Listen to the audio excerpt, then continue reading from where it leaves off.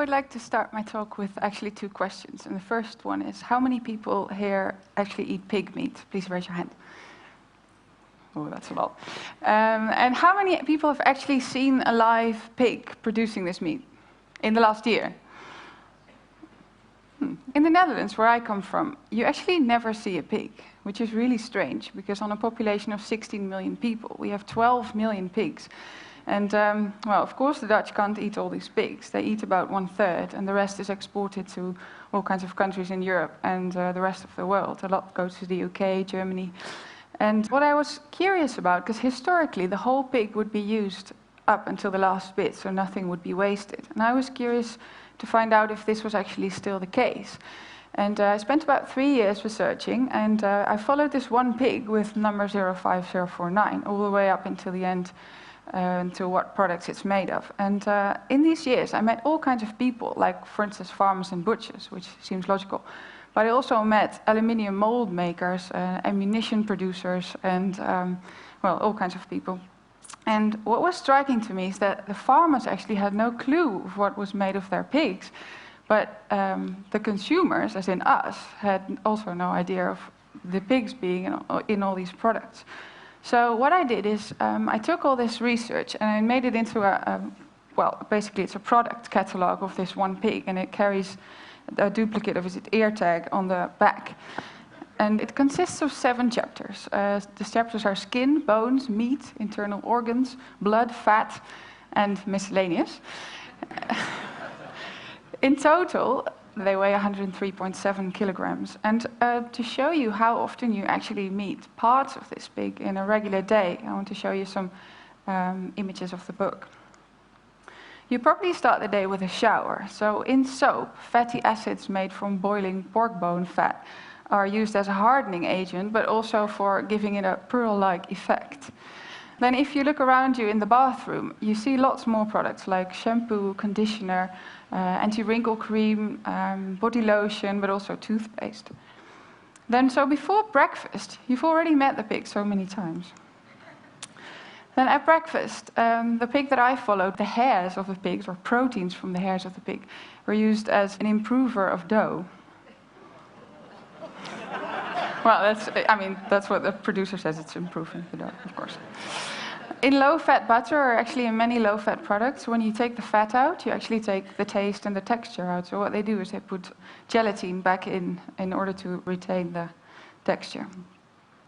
Well, when you're off to work, under the road or under the buildings that you see, there might very well be cellular concrete, which is a very light kind of concrete that's actually got proteins from bones inside, and it's also fully reusable. In the train brakes, at least in the German train brakes, there's this part of the brake that's made of bone ash.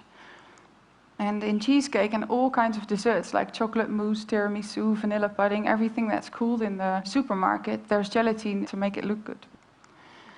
Fine bone china, this is a real classic, because the bone in the fine bone china gives it its translucency and also its strength in order to make these really fine shapes like this deer. In interior decorating, the pig's actually quite there.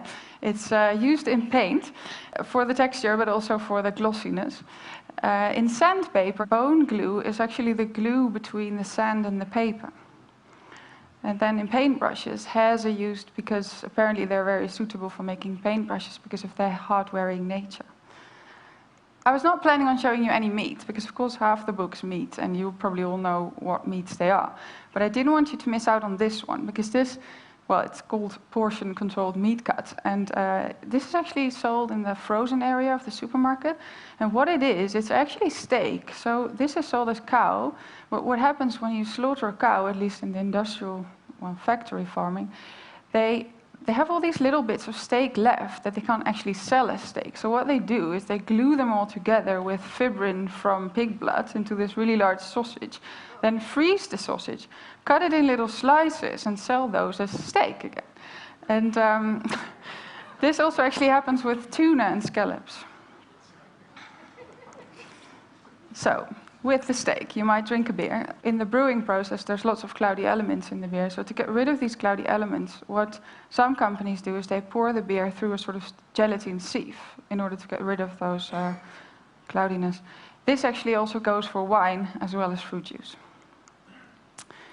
There's actually a company in Greece that produces these cigarettes that actually contain hemoglobin from pigs in the filter. And according to them, this creates an artificial lung in the filter. So this is actually a healthier cigarette. Injectable collagen. Well, since the 70s, collagen from pigs has been used for injecting into wrinkles. And the reason for this is that pigs are actually quite close to human beings, so the collagen is as well. Well, this must be the strangest thing I found. This is a bullet coming from a very large ammunition company in the United States. And while I was making the book, I contacted all the producers of products because I wanted them to send me the real samples and the real specimens. So I sent this company an email saying, hello, I'm Christine, I'm doing this research, and can you send me a bullet? And, well, I didn't expect them to even answer my email, but they answered, and they said, well, thank you for your email, what an interesting story. Are you in any way related to the Dutch government? I thought that was really weird, as if the Dutch government sends emails to anyone.